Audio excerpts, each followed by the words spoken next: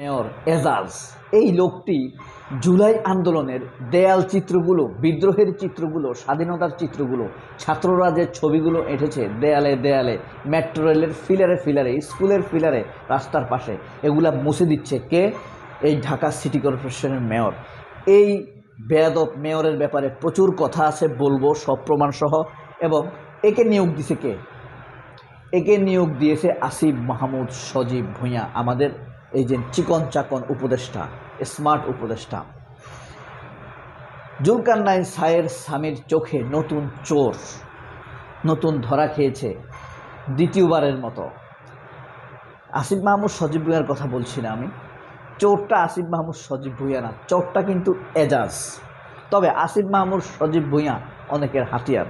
তবে আসিফ মাহমুদ সজীব ভূঁইয়া একদম ফেরেশতা, আমি এটা একদম আপনাদেরকে সেভাবে বলছি না। তার প্রতি সহানুভূতি আছে অবশ্যই, কিন্তু অবশ্যই সেটা আওয়ামী স্টাইলে করলে তো আর হবে না।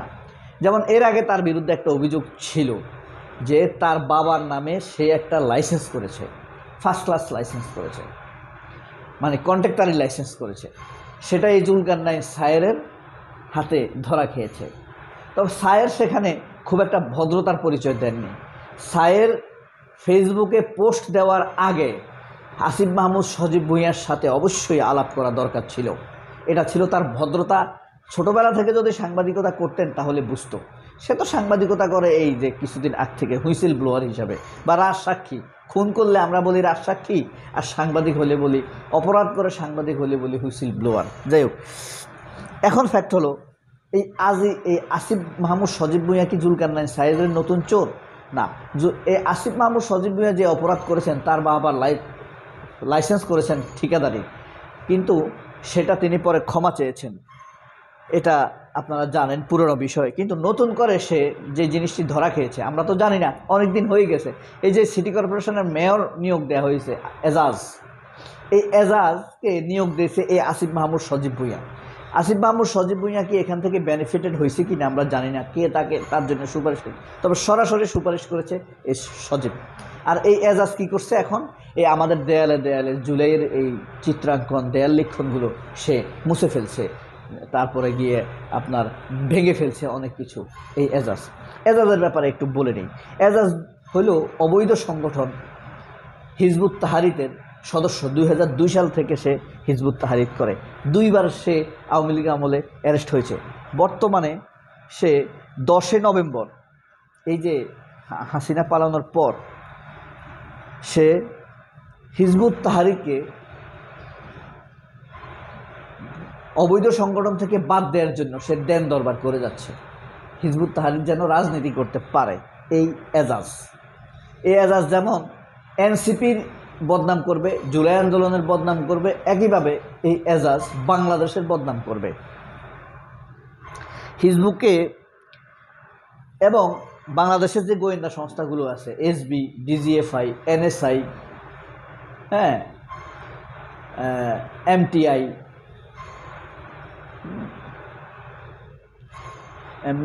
মিলিটারি ইন্টেলিজেন্স, যারা বাংলাদেশের আর্মির, এদের কারোর কাছ থেকে তথ্য জিজ্ঞেস করে নাই যে আমরা একে নিয়োগ দিব কিনা, রাষ্ট্রের জন্য এ ক্ষতিকর কিনা।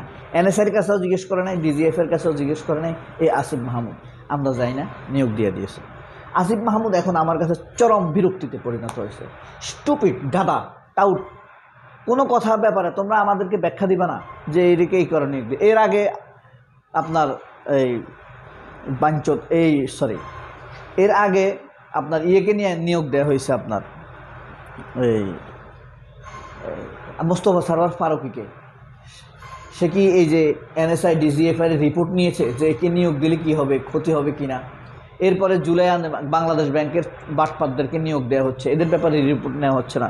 এবং কীভাবে এরা ছাড় পেয়ে যায়, রিপোর্ট নিচ্ছে না কেন? কারণ হইল কি, ফরাদ মহাজার এক বাঞ্চ, এই যে ফরাদ মহাজার জ্ঞানী ভাব ধরে টাউট।